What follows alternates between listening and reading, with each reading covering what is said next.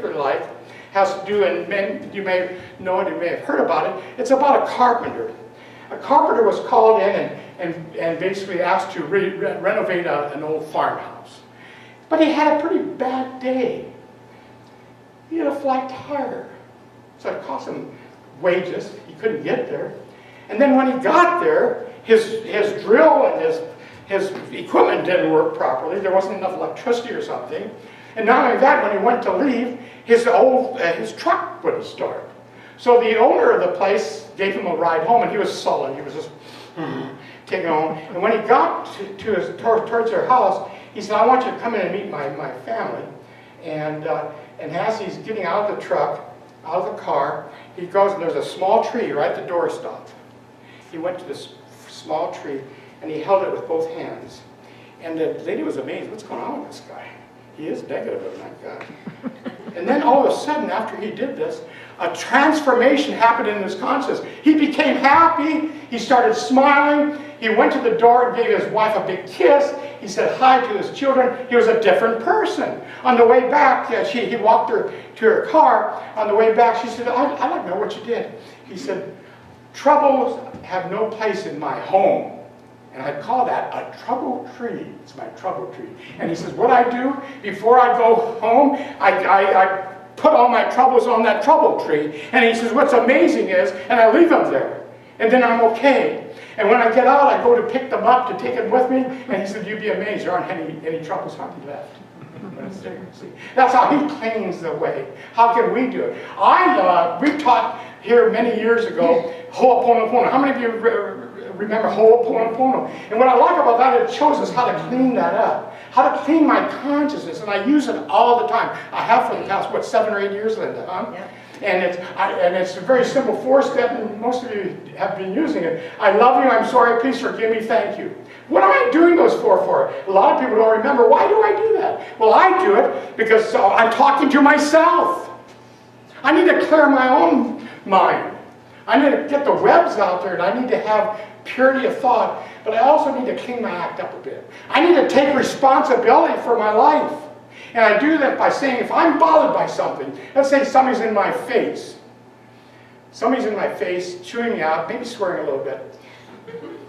Do I swear back? No, what I do is I go within, I say, what is it within me that's creating this dynamics between the two of us? And so I say, I love you. Who am I loving? Me. I love you, source energy. I love you, isness. I love you. I am sorry.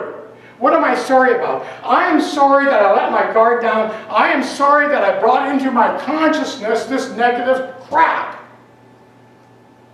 And I'm sorry for that. Please forgive me. The forgiveness is just releasing. Just release all that stuff. Thank you. It's so easy. And this is how I personally, and I've used it over the last 7 years, it works like a charm. If I feel that I'm not connected to Source, when I'm isnessing, and I'm not isnessing because I'm allowing something to get into my way, what do? I go to Ho'oponopono. That's a cleansing. And I go to Ho'oponopono, and I do it consistently. And if I feel that my body's a thermostat for what my consciousness is all about. I don't know if you know this. If I'm feeling lousy, I'm low energy, I need to ask myself, what is it? What am I bringing into my consciousness that's not providing me with the beauty that I really am, the magnificent I am? I'm one with the spiritual divinity. Why am I feeling the way I do? So I need to take responsibility for that, then I can use Ho'oponopono. I want to close with kind of an interesting story that's kind of, it ends up by saying that life is like coffee. Yay! Life is like coffee.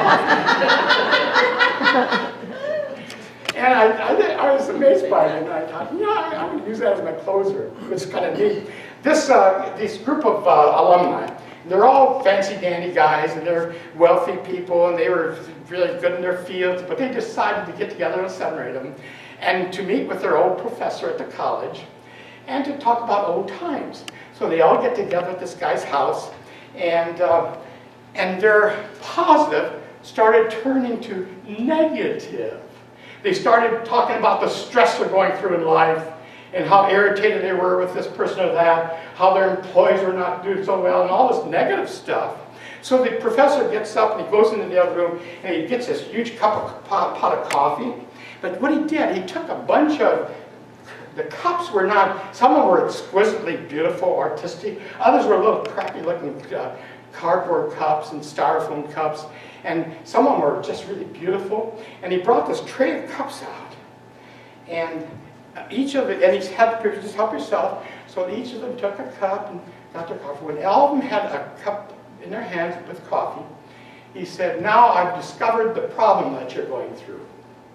Do you want to hear it? Because you've been so negative. Yeah, what are you talking about? He said, life is like a cup of coffee. What are you talking about?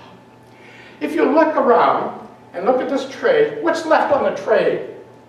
The crappy cups, the cardboard cups, just the cups that nobody want to use, and all the good ones are gone.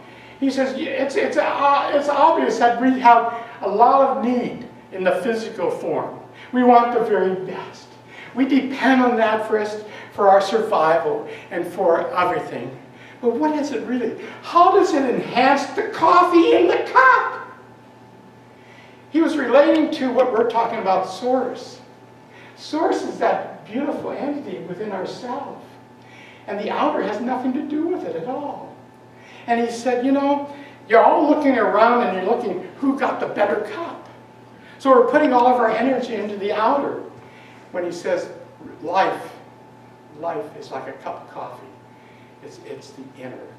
And it says the inner has nothing to do with its value because of the outer.